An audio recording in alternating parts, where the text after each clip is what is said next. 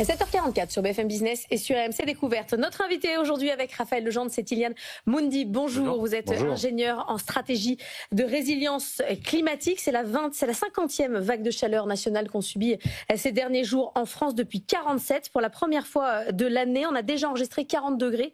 C'était dans les Cévennes au mois de juin. C'était jamais arrivé. C'est arrivé avant-hier. Votre boulot à vous, c'est de penser la France à plus 4 degrés. Vous étiez venu nous voir en décembre dernier pour votre livre, S'adapter au changement climatique. Ça a eu un bon écho. Qu'est-ce qui a changé, selon vous, dans la prise de conscience, rien que depuis la sortie de votre livre ? Ouais, c'est difficile comme question. Je vais pas être trop pessimiste, mais on est quand même dans une fuite en avant aujourd'hui avec une forme de backlash. En fait, si on peut prendre une image, on est un peu comme un suricate devant une voiture qui nous fonce dessus.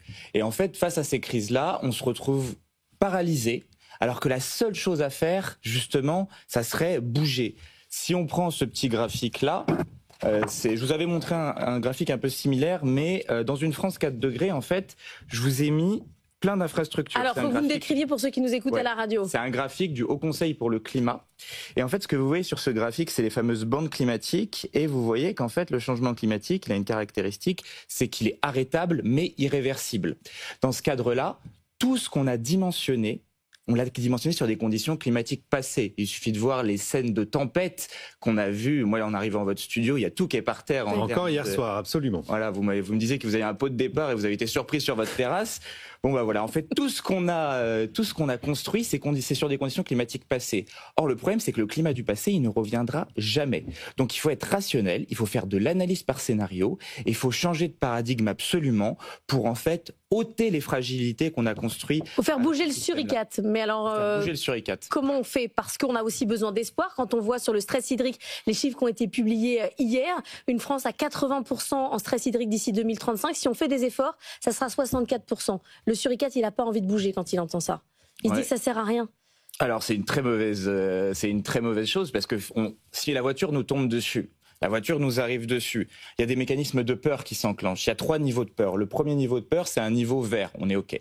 Dès qu'on a un danger qui se produit, on monte à un niveau de peur qui est le niveau rouge. D'accord ? Le niveau rouge, c'est en fait, on est dans une forme de révolte et on essaye de s'enfuir. Mais quand le niveau de peur, il est tellement important, on passe dans une zone qui s'appelle la zone bleue. Et dans la zone bleue, on freeze. Vous êtes une souris, il y a le chat qui vous fonce dessus, vous courez, il vous rattrape, vous vous freezez pour pas subir la douleur. Okay. Et aujourd'hui, on est devant, en fait, exactement tout ce qui a été écrit dans ce rapport qui a été publié en 2018 par le GIEC, qui avait été commandé lors de l'accord de Paris, qui est le rapport 1,5 degré du GIEC. Et dans ce rapport 1,5 degré, vous avez en fait tous les impacts exacts qu'on a aujourd'hui. Et donc, en fait, ce qui se produit, c'est que là, vous avez un rapport du GIEC qui est devenu profondément la réalité. Mais on est même déjà dans un autre scénario, parce que limiter ce réchauffement à 1,5 degré, en fait, on sait qu'on n'y sera pas. Ce ne sera pas atteignable en réalité. Effectivement, il y a du coup une étude qui a été publiée le 19 juin par 60 chercheuses et chercheurs qui nous dit que ce seuil de 1,5 degré, il sera dépassé dans les 3 ans. En gros, on a un budget carbone. Donc si je mets mes petits budgets carbone, tac. Le graphique budget carbone. Voilà, les budgets carbone. C'est quoi les budgets carbone ? En fait, à chaque fois que vous consommez des énergies fossiles, vous émettez du CO2. On a une partie de ces émissions qui ont complètement déjà été, qui sont dans l'atmosphère et qui vont avoir beaucoup de temps à se retirer. Elles sont irréversibles en particulier. Et de l'autre, vous avez tout ce qui reste en termes de réserves de pétrole, gaz, charbon. Et donc, ce qu'il ne faut pas consommer, c'est les budgets carbone. Et plus on va consommer dans ces budgets, plus on va aller loin dans le réchauffement. Et le budget carbone du 1,5 degré, c'est un budget carbone autour de 100-150 gigatonnes de CO2 équivalent. Et dans le monde, on fait 40 gigatonnes de CO2 équivalent. Donc, d'ici 3 ans, on va dépasser le 1,5 degré en moyenne par rapport à la période pré-industrielle. Et du coup, aujourd'hui, on l'avait déjà dépassé sur 1,5 degré en année instantanée pour la première fois en 2024. Mais aujourd'hui, ce que vous nous dites, c'est qu'on ne s'adapte pas assez vite. On n'arrivera pas à limiter. On voit que le 1,5 a été dépassé. Peut-être qu'il faut s'adapter maintenant. Vous nous dites que là, on est dans les phares de la voiture et qu'on n'a pas préparé l'avenir. On est obligé de faire les deux en même temps.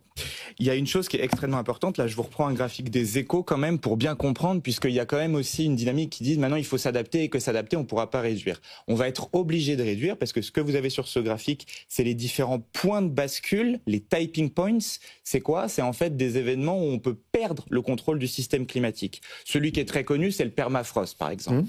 Le permafrost, c'est un sol que vous avez gelé, et en particulier sur ce sol gelé au Canada et en Russie, vous avez des bactéries qui, si elles se retrouvent à l'air libre, vont réémettre du méthane. Ce méthane est lui-même un gaz à effet de serre, et ce gaz à effet de serre va lui-même réchauffer le climat. Sans compter des virus et donc le permafrost, et donc on a beaucoup d'incertitudes sur le virus. Donc en fait, et pourquoi on a défini le 2 degrés?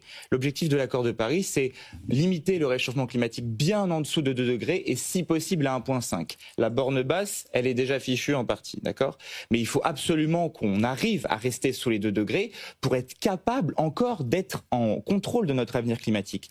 Tous ces points de bascule que vous voyez, il y a beaucoup d'incertitudes, mais ils sont tous situés à peu près à 2 degrés. C'est pour ça qu'on a défini le 2 degrés. C'est pour qu'on puisse encore contrôler notre adaptation, contrôler les impacts et donc être en mesure de savoir ce qu'on anticipe. Ça, c'est encore possible. Là, on en est à peu près là, oui. Le 2 degrés, il est tout à fait encore possible et atteignable, mais il va falloir s'y mettre beaucoup. Et il y a quand même des zones, c'est le cas des États-Unis et en Europe, où on baisse ses émissions de gaz à effet de serre. Alors la Chine, la croissance a ralenti, mais c'est toujours en croissance. Il se passe quand même déjà des choses. Oui, effectivement, la France diminue ses émissions, pas sur ses objectifs, mais elle les diminue. Il y a aussi une question de déplétion structurelle des ressources fossiles. Vous voyez qu'on est dans un monde géopolitique où la mondialisation se contracte. Si la mondialisation se contracte, les flux énergétiques et de matière circulent moins. Il suffit simplement de voir, par exemple, l'impact potentiel qu'aurait eu la fermeture du détroit d'Ormuz. Et donc, c'est une question de souveraineté de limiter ces émissions de gaz à effet de serre. Vous avez chiffré la fermeture du détroit d'Ormuz en termes d'impact sur le CO2 ? Vous l'avez chiffré ? Alors, si on ferme le détroit d'Ormuz, c'est 20% du pétrole mondial qui serait affecté. Ouais. Donc, c'est très difficile d'avoir un impact sur le CO2, mais si on fait des ordres de grandeur rapide, c'est 20% d'émissions en moins. Mais ça, c'est un énorme problème aussi, parce que ça va fracasser des activités économiques. Et pour faire de la reprise économique, on va essayer de refaire de la croissance énergétique, etc., et donc de la consommation d'énergie fossile. Il faut absolument qu'on réduise drastiquement, mais il faut aussi qu'on s'adapte en même temps. C'est-à-dire que toutes ces infrastructures qu'on a vues, il faut qu'on soit en mesure de savoir ce qui va les attendre et également de les dimensionner sur des conditions climatiques futures, ce qui est un exercice difficile parce que vous dimensionnez pas votre vie sur le futur, vous dimensionnez sur vos expériences passées. Mais c'est ça le grand défi qu'attend notre pays et ça, il faudra mettre des moyens budgétaires dessus. Il y a un plan national d'adaptation au changement climatique, le PNAC 3, qui est aujourd'hui attaqué devant le Conseil d'État par différentes ONG. Qu'est-ce que vous en pensez, vous, de ce plan national d'adaptation et est-ce qu'on va assez vite? Si on vous écoute là, on se dit que pas vraiment. Oui. Alors, le plan national d'adaptation, quand on le lit, c'est un bon travail. Le problème, c'est qu'il n'a pas de boussole politique, c'est-à-dire qu'il n'est pas suivi. Il a été un peu coupé par Bercy en termes de tout ce qui était dimensionnement, en termes d'infrastructure. Il manque de chiffres en réalité et il manque de moyens budgétaires. L'adaptation, renouveler toutes nos infrastructures, c'est un chantier colossal et donc va falloir des investissements.